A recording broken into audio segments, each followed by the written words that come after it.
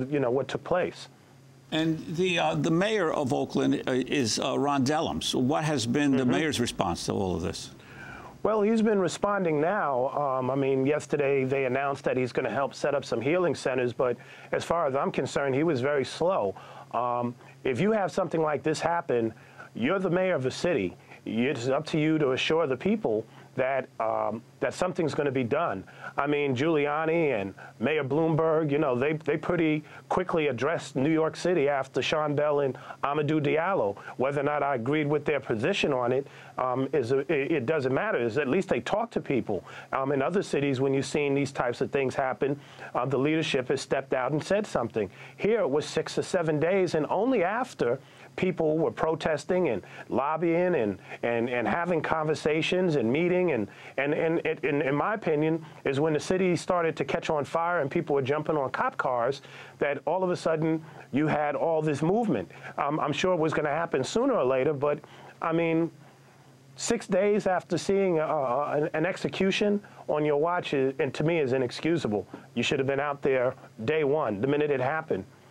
I mean, for us, just for us, like we were on vacation, our show. We had already pre-recorded our things and we were gone. We came off vacation just to follow the story and be a part of that because we knew the way that media would look at this. The first thing they would do is not look at a young man who was shot unarmed and execution style. We knew that they were going to try and flip it and find out what his past was and maybe imply that maybe he deserved it. Did he have a criminal record? All these types of things. And some of those outlets do that. So it was important that we came up there and reminded people that this was an unarmed man who got killed in the presence of 4 or 5 officers who were able to restrain him. And from what we could see from the videotapes, he wasn't fighting or resisting anybody.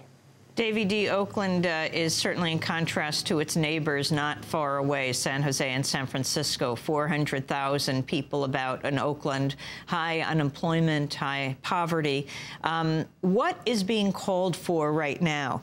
Bay Area legislators like Assemblyman Tom Amiano and State Senator Leland Yee have introduced bills to establish a civilian review board for the transit systems police. Is that adequate, do you feel, and what is being called for? Well, I mean, I don't think it's adequate unless that civilian review board really has teeth. We've had how many civilian review boards since the days of the Panthers? You know, there was always a push to have some sort of accountability. You have a committee, people study it, you set things up, and then somehow you still have killings that go on. Remember, we're talking about Oscar Grant this time, but you have like, what, 6 or 7 that took place in Oakland last year alone. And I remember the Gary King killing that took place when everybody was marching in Gina, Louisiana for the Gina 6.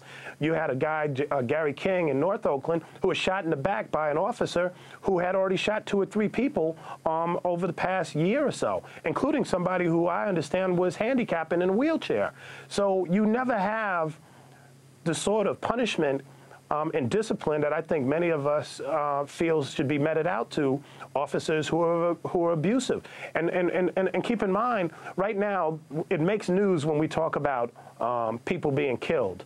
What we don't talk about all the time is all the disrespect, the people that find themselves on the receiving end of some sort of abuse, having to witness a parent maybe being abused by the police, or a mother or father or cousin. When we've been out there and covering these stories, you hear this over and over and over and over and over again. People crying and will tell you a story about what they witnessed or what they've experienced. And I don't think people who are removed from that or who never experience some sort of brutality from the police can't really appreciate that. They think it's like, okay, well, you know, he got arrested and that's it, and we should move on and let's turn it and find out what else is going on in the news. No, this is very traumatic. It's in my opinion, it's like a terrorist act.